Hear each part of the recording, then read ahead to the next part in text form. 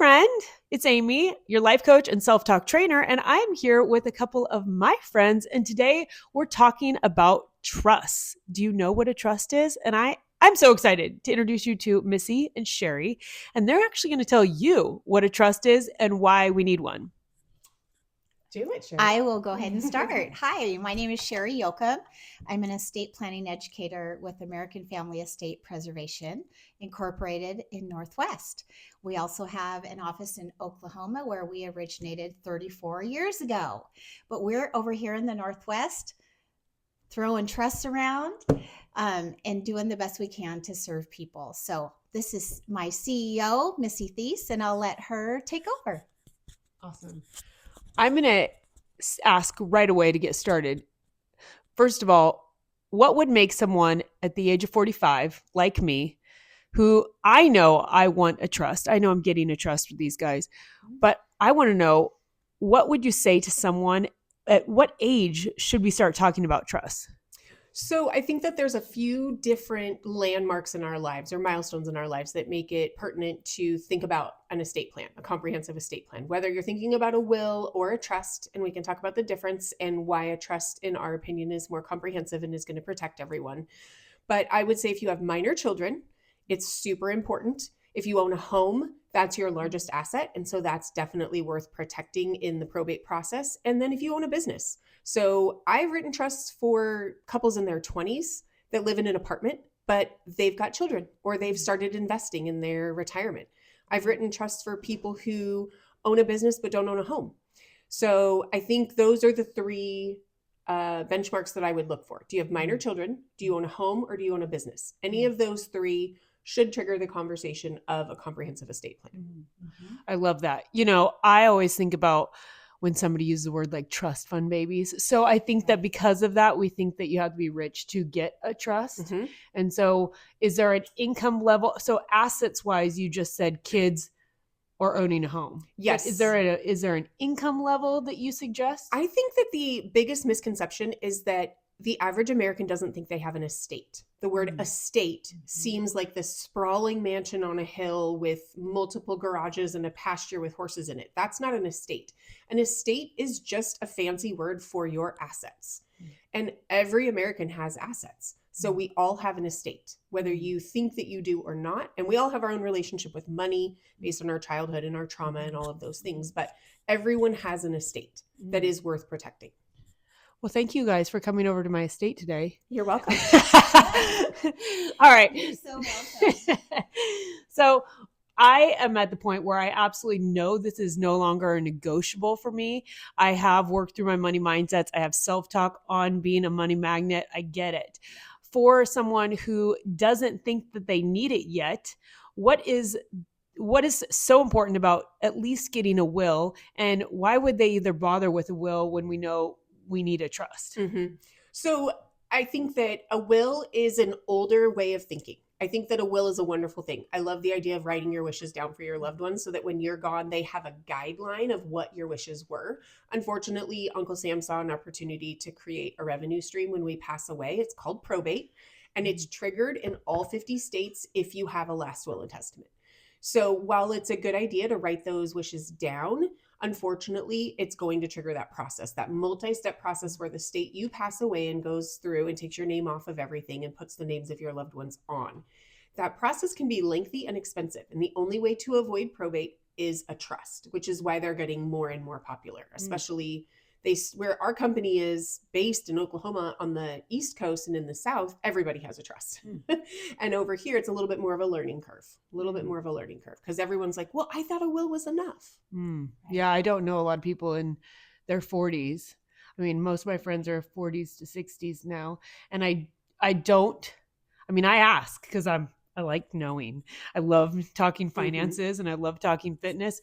And I am surprised how few people have trust, especially because I'm looking at a neighborhood full of houses that I know everybody my age owns a home. Yes. And so it is pretty shocking. So what is happening? So say, God forbid, somebody my age passes away with a home and no trust or will.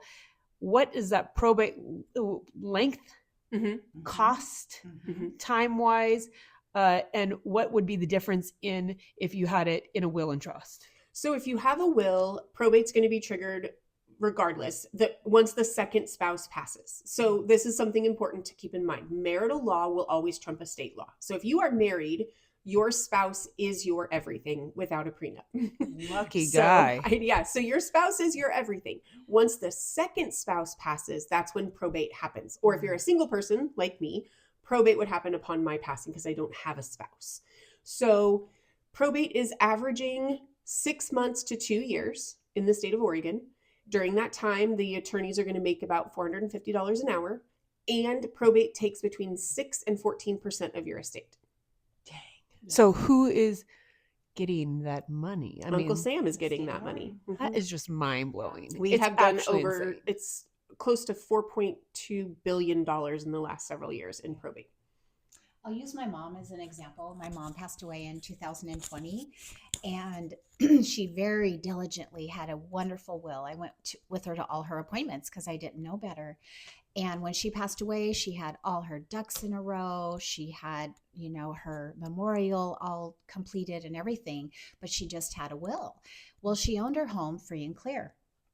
And she had a few bank accounts and that type of thing. And I was very blessed because although I took care of her physical health, my brother took care of her financial standings. Neither one of us knew anything about the difference between a will and a trust. So going through that, we realized how difficult the probate process was. Oh. All of her assets were tied up for several months. When they did finally pay out, her very, very small estate took a huge hit, right? So she owned a home. It was, I think, worth $350,000, I think.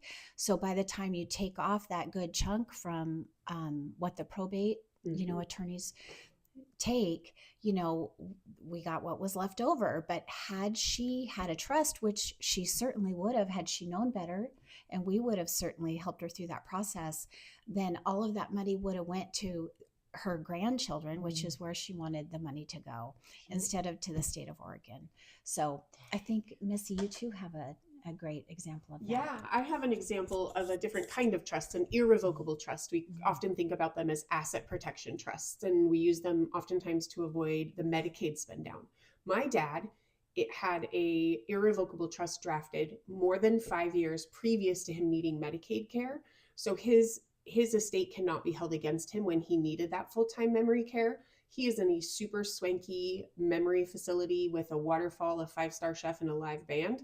And his estate is completely protected and could not be forced during that spend down program. So it's a little bit, there are strategies from all different perspectives of how a trust can work for you, whether it's for asset protection, avoiding probate, protecting a loved one who's on state benefits if they're on disability and you want them to inherit something.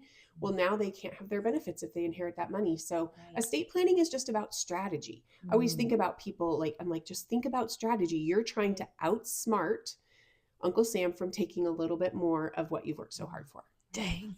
As a business owner, that's really important to me. And I've got a couple things that I'm going to ask you about. First, sticking with family, and then I'll go into business. Family. So I am lovingly trying to point my father into the direction of getting a trust after I hear your stories and how much it's not just protecting what, again, we didn't grow up with money, what we think the small that we have, but it's also setting them up for success if they needed more help, correct?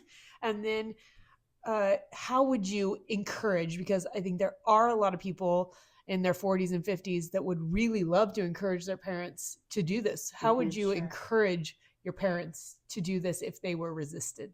Yeah. So an estate plan is really not about the person that passes away. It's an act of love for the people that you're leaving behind, because you're leaving them the ease of not having to go through that probate process. So because we are not attorneys, I'm not an attorney, Sherry's not an attorney. We hire attorneys. So locally, we work with Warren Allen, the largest law firm on the east side of the river. So when I sit down with folks, I'm just there as an educator.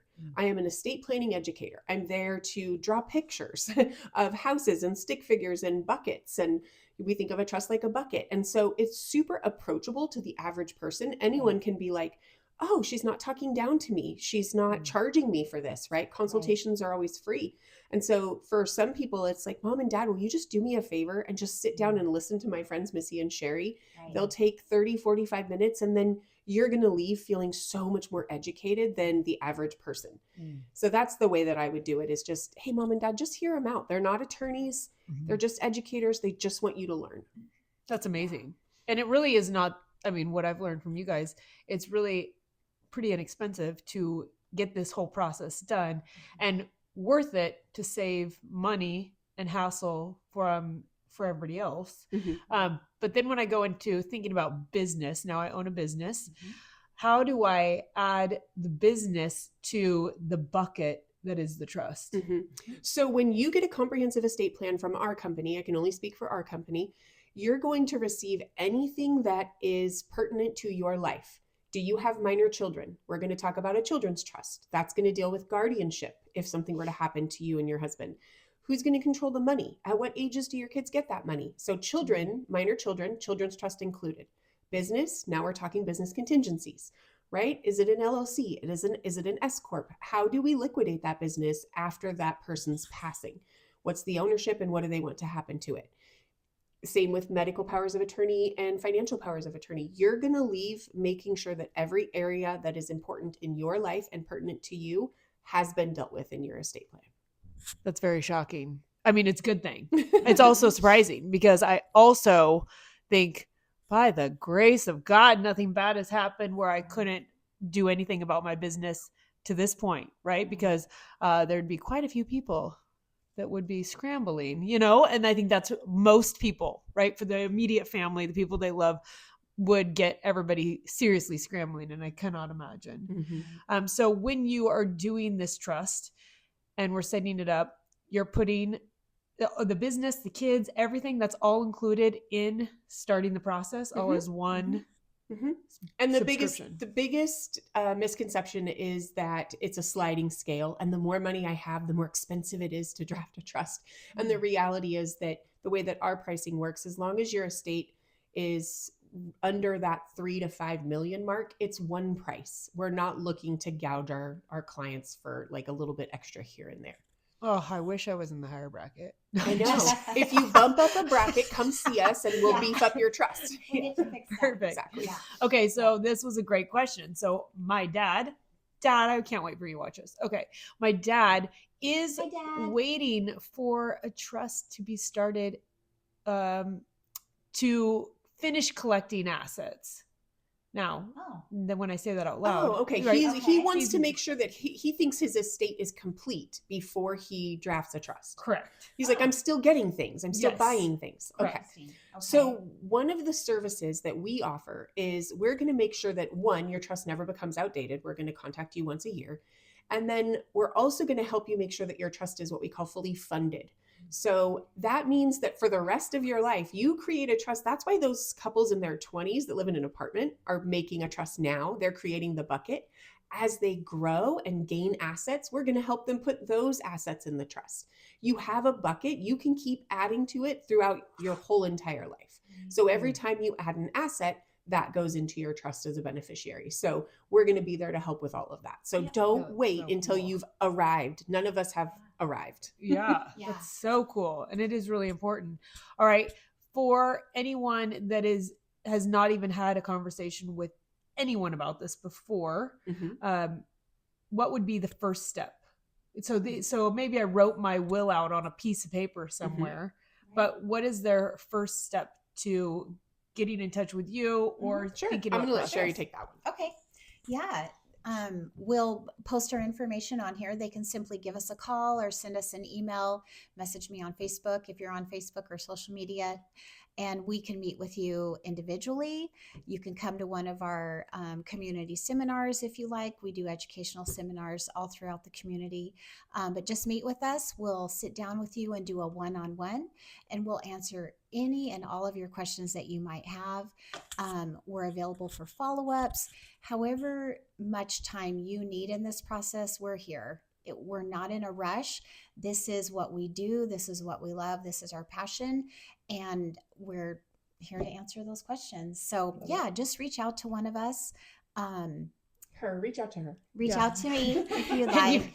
Yeah. And you did a really good job answering questions. I've asked them a ton of questions. I went to one of their seminars, very educational, and it is a 101 based. I feel very educated leaving something, not knowing anything before Yeah. going, Right. which I really appreciate. Mhm. Right. And then you work with specific attorneys to actually get the whole process done. Okay. How long does Yes. a process take?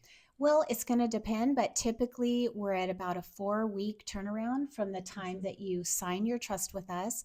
And that's going to be after we gather all your information, we sit down with your family and make sure that everything and anything that you wish at this time to be in your trust is in there.